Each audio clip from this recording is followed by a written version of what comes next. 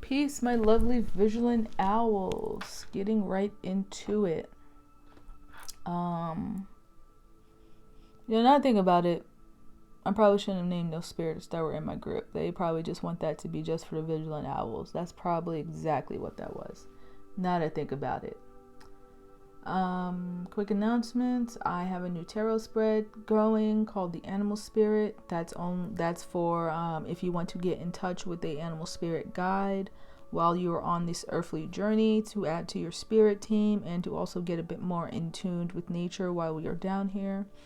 I understand, to the conscious gods and goddesses and owls that also watch me, that Yahweh and the ego and the nature does not really care for us either. But while we're humanly down here, we might as well use what we got, right? Exactly. See anything else?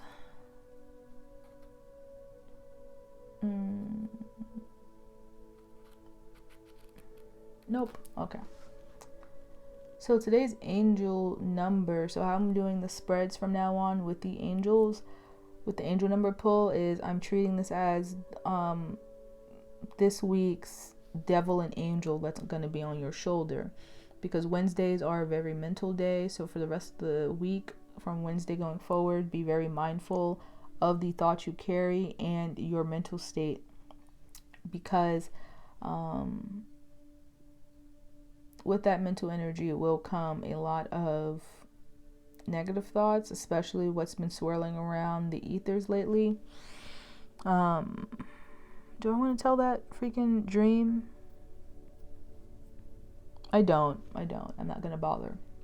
The long story short, be very mindful of your mental state in this current time going forward. Okay, owls, keep a journal if you need to keep track of your thoughts, or just very, very mindful of how negative and how positive, like where is your mind at on the spectrum as of lately. Okay? All right.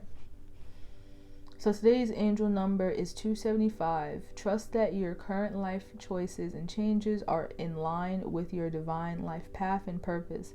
Give any fears or apprehension to your angels for healing and transmutation, and dive into new opportunities with faith, optimism, and enthusiasm. Trust that these changes are bringing you wonderful blessings and happiness and will advance you along your spiritual path. That is 275. Write it down, and you can go, and the link will be in the description box for where you can get those angel numbers, and you can read the full information that number comes with, because this is only one paragraph that I took that resonated the most for this reading. Okay? All right. So the angel that's on our shoulders this week going forward is Adian, which is the 6 of Pentacles. And number is 10, the favorable guide. Divine grace cures rage and pestilence. I feel like it's pestilence. And absolves the guilty. There he is. Sorry for the glare and the sun and all the light that's in here. The light's killing the card. Let me see if I can get it close so y'all can see the sigil. Make sure you screenshot that and keep that in your pocket. Or I'll post it in the Vigilant Owls group and on TikTok to show y'all what was the angels and stuff. Yeah, I'll do that, most definitely. And the devil that's on our shoulder is Ra-Overt. It says, Ra-Overt is a singular creature of which we know very little, save that he is a companion of Satan or Set, and that is the basket on his back. He carries the souls of the Crewmadons. So he's going to be playing a friend to us in this week as well. Just don't let him go so crazy. To the owls that aren't very used to working with demons are not inherently bad. They are more acquainted with our humanity versus the angels.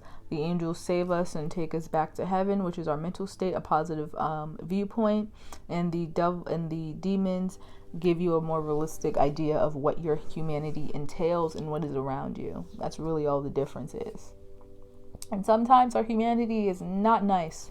So that's probably why a lot of people associate demons with being evil. Be mindful of who you share with is what I'm also getting.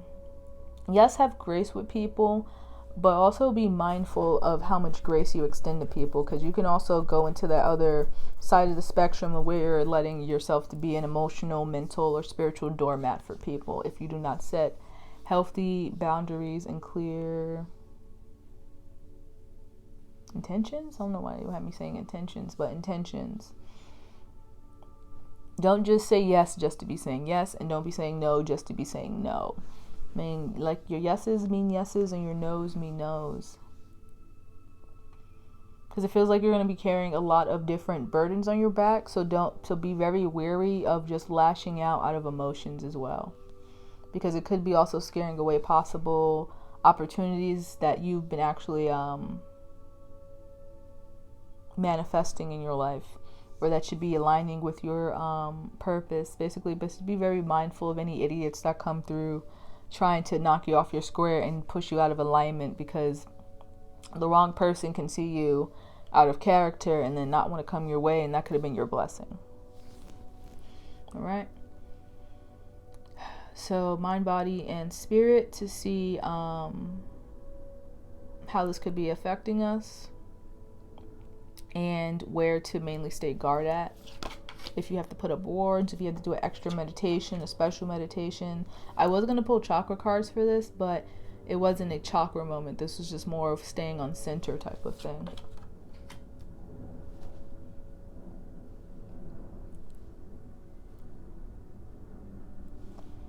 What order did I say? Mind, body, and spirit? Okay.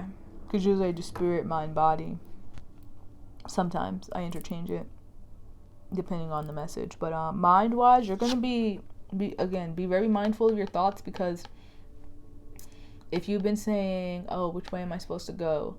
What's next in my path? What's my next step? What's the next lesson? If you're just saying what's going to be next for you in this current moment in time, that's why you have to be very mindful of your thoughts at this time, because the answer can be coming to you either through meditation or in a spur in the moment type of energies, especially with how Mars is currently in Capricorn.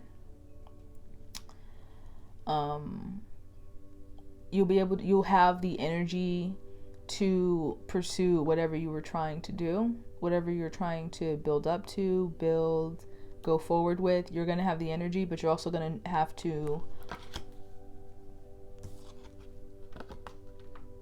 be prepared to move when it's time to move. Kind of like it's almost like the army, or like in a SWAT team. The moment they say go, you gotta go. You don't have time to breathe. You don't have the time to think. You have to be on your instinct and your mind have to be one at this time. You know how in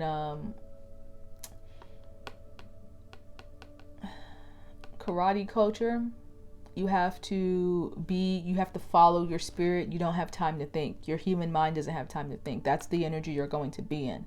So if you're not paying attention to the signs that you're being sent, you're going to miss when it's time to move. Because spirit is aligning you with different connections that are really going to propel you forward to what you've been wanting. So you have to be on your A game at this time. This is not a test. This is not a drill. This is it right here. This right here is it. And I've been seeing a lot of, like, if you've just been following society and following social media, you're seeing this energy play out. You're seeing that heart chakra energy playing out, where you're seeing a lot of the burdens people are carrying. And you're seeing them also just lash out at anyone that triggers them also. They're not having this divine grace of being careful what they present to people. It's not saying don't be authentic, just also being mindful of where your rage goes. So you don't end up feeling guilty later about it, and you end up carrying another bag on your pile of bags that you already have to carry. Don't be BoJack Horseman is basically what I'm conveying to y'all. If you've never seen BoJack Horseman, and I advise y'all to watch it, and if you already seen it, I advise you to watch it again with new eyes, with new divine spiritual eyes, and you'll see what the hell I'm talking about. What else? Let me read Rahavart, and we will clear this out.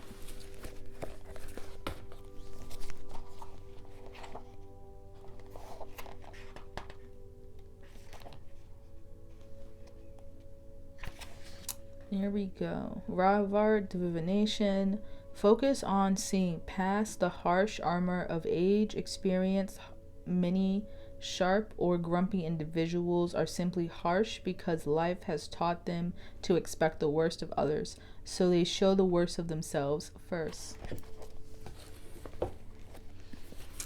So extend grace to those people as well. You know, when you see someone like kind of ranting on social media, but you don't immediately like push them away, you stay to listen to them a little bit, and you just see like kind of a bit of their light and they're just a little bit hurt. It's kind of that. Don't let your emotions stop you from listening to a particular message. Don't let the messenger distract you from the message. Because it could be, because again, we're always learning. Either you're coming across someone's story because you need to learn by example of what not to do from them, or it's probably advice that's going to help you in the future with a situation. You can never just simply wash someone away just because of also how they present themselves. That's the other flip side to that message as well. Be mindful of adding extra stress where it doesn't need to be, and also be mindful of others that are showing that really harsh side of them, because you never know what someone is dealing with in their head. Not everyone sees themselves as a god in their head, and we all must be mindful of that. What else? Nope, I think that's it. Well, that covers today. You have a lovely day, my lovely vigilant owls. Stick to the skies, but also remember to land on a branch and just see what everyone else is doing, so you don't get swept away by a sudden tornado that you weren't aware of. Alrighty, peace.